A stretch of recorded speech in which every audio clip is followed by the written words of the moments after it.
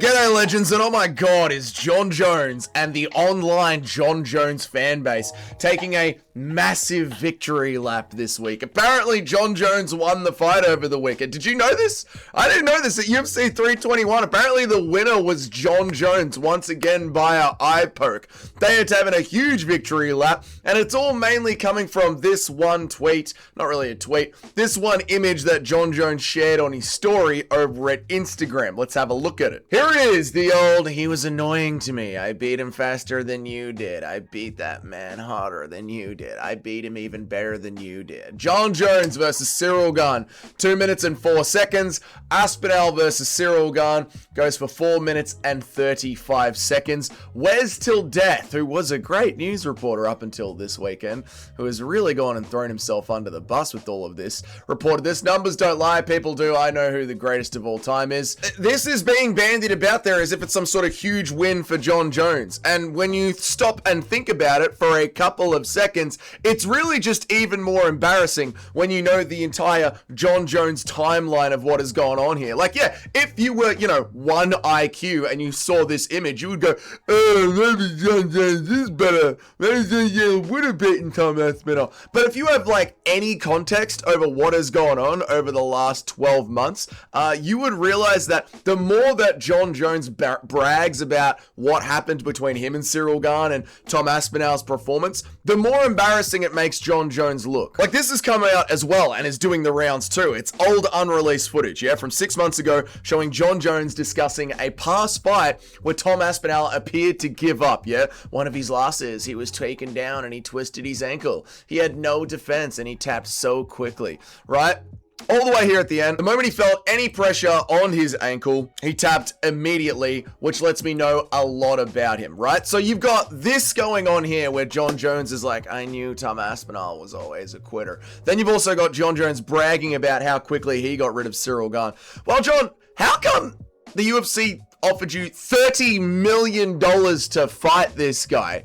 He was so easy to fight. The UFC literally offered you $30 million to fight this guy, and you still turned down the fight. Like, if Aspinall is not that good, and Aspinall is a quitter, and Aspinall taps at the first sign of any sort of resistance, how come for $30 million you didn't think you could apply that resistance, Jon? And this is the thing, like, either Jon Jones fans are just blissfully ignorant, like, maybe I'll give them the benefit of the doubt, they are blissfully ignorant, but I don't know how you still can be at this point, right? Like, I have covered this in very great detail on this video. You can go and search it on my channel. Jon Jones, Dana White, and the UFC, what really happened, ? Where I take you through the entire timeline with the reporting of what went on. And Jon Jones was offered $30 million to fight this guy. So if Jon Jones is going to sit there and brag about how bad Tom Aspinall is, bro, you're a pussy. You're the pussy then for not wanting to fight him. Like, I don't see how Jon Jones's fans and Jon Jones himself doesn't see it this way. Like, this is just so simple playground bullying. Jon Jones is the old fat bully, and here's the young gun at the front of the classroom, and Jon Jones is just hurling abuse at him, and everyone in the classroom goes, go on, dude, then fight him then. Fight him then. And Jon Jones is like, no, I don't want to. And everyone in the classroom is like bandied together all their lunchbox money, and they're like, bro, we'll give you our Xbox. We'll give you our PlayStation. You know what I mean? You'll get first in line when we go down to the Tucker shop. You can be first in line and go get the food first. Go and fight him then. If he's so full of it, go fight him. And I don't want to. He's not worth it to me, but he's a loser. Look at him. He sucks. He can't even fight. Look how long it takes him to fight. And then the young gun actually goes out into the playground and fights someone else who then pokes him in the eye, cheats. The young gun can't continue the fight, and the old fat bully is sitting there going, I knew that would have happened to me too. Well, I mean, fight him then. You know, you're still in the UFC. You're still in the heavyweight division. Fight him then. But still, Jon Jones would rather text Alex Pereira. He'd still rather tweet Alex Pereira. Like, no, I'd rather fight that guy instead. That guy is not worth fighting. But you were literally not what? For all the incentive in the world, for 6 months, for $30 million, all the incentive in the world, you still just won't fight him. Instead, you'll just hide behind these times. Which is also, like, just such a can of worms for you to open up, Jon. It really is, man. Like, shall we have a look at this, right? Just for a second, Jon. Shall we have... Well, that's not going to work, is it, boys? Here we go. Right, now I've got it set up properly. Shall we have a look at this, right? Francis Ngannou versus Stipe Miocic. Well, Francis Ngannou did it in 2 minutes and 52 seconds. 2 minutes and 52 seconds. Well, what about Stipe Miocic versus Jon Jones? Oh, it was round 3. Round 3 and 4. Oh, sorry, I read that wrong. Right, so it was in the second round, 52 seconds into the second round. Well, what about round 3? Oh, it took you longer. It took you longer to beat Stipe Miocic than Francis did, John. Well, I guess you're just not as good as Francis by your own logic, John. You versus Francis, we all know how that would go now. You have a common opponent. And Francis did it better than you did. So I guess Francis would whoop your ass, John, and you can't say shit about that because that is just your own reasonable logic that you've been using. Or anyone who has beaten the shit out of Dominic Reyes. Like, I guess if you went back down to light heavyweight, you know, Yuri Prohaska versus Dominic Reyes, you versus Dominic Reyes. Should we continue to just draw out the lines of logic here? But I don't really think we can. I don't think we can draw out the lines of logic here because Jon Jones fans don't have any fucking logic. They don't have any of it. Like, this is your typical Jon Jones fan, right? They're pissing themselves laughing that Aspinall quit, even though he got fouled against by a guy who constantly fouls, right? We were watching back highlights of Cyril Gane finishes yesterday in the Discord. Literally every single one has got shots to the back of the head. Every single TKO finish from Cyril Gane has got shots to the back of the head. But these Jon Jones fans are pissing themselves laughing that they're GOAT. You know, how dare you even compare him to Jon Jones? Aspinall quit. Bro, your fighter quit. Jon Jones quit. Jon Jones quit in the fight with Tom Aspinall. There was a fight that was going on with Tom Aspinall about how much it was going to be, where it was going to happen, whether or not they were actually going to punch on. And the UFC said yes to all of Jon Jones's demands. All of Jon Jones's demands the UFC said yes to. And your fighter woke up one morning and called Dana White and bitched out. Jon Jones quit in the fight to Tom Aspinall. Tom Aspinall got his eyes clawed out of his face by a fucking serial cheater. Jon Jones ran away from Francis Ngannou, who cleaned up Stipe Miocic quicker than your guy did. It's devoid of logic. This isn't a win for Jones. You can't claim the win when you've been offered $30 million to fight the guy and didn't want to. Then I saw this cruising around, which is just great. Like, it's one last nail in the coffin to Jon Jones's tweet. But Tom Aspinall's entire 10-fight UFC career total fight time is 24 minutes and 34 seconds.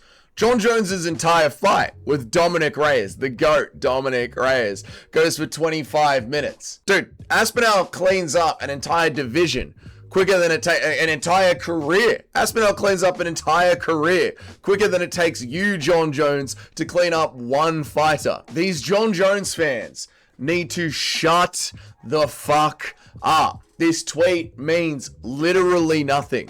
Nothing. It's just, I don't understand how you can be a fan of this guy. It's just insane. Like, it's also got nothing to do with what he is outside of the cage. It's just, I get it, right? Like, Jon Jones's original legacy, you know, before he came back to fight OSP is insane. It is. I give him so much credit for everything he did before he fought OSP. But everything after OSP has just been shambolic embarrassment. And now we're literally at the point where you can't even point out everything that he does outside of the cage, right? Where he is getting an erection while playing with a grown man that had this disease that makes him look like a little boy.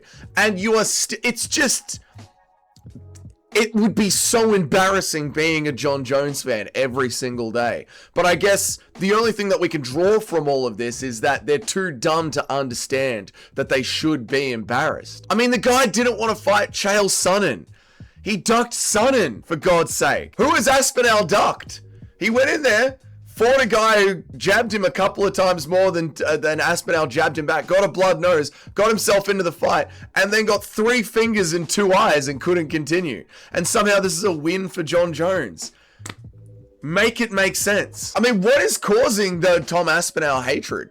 Is it us? Is it the Tom Aspinall fans? Is that what it is? Right? Because I get it. I was angry at Alex Pereira because the Alex Pereira fan base was insane. They were like, he's the greatest thing that's ever walked the earth. You know, I understand that. That made me really annoyed at Alex Pereira. Is it the Tom Aspinall fans?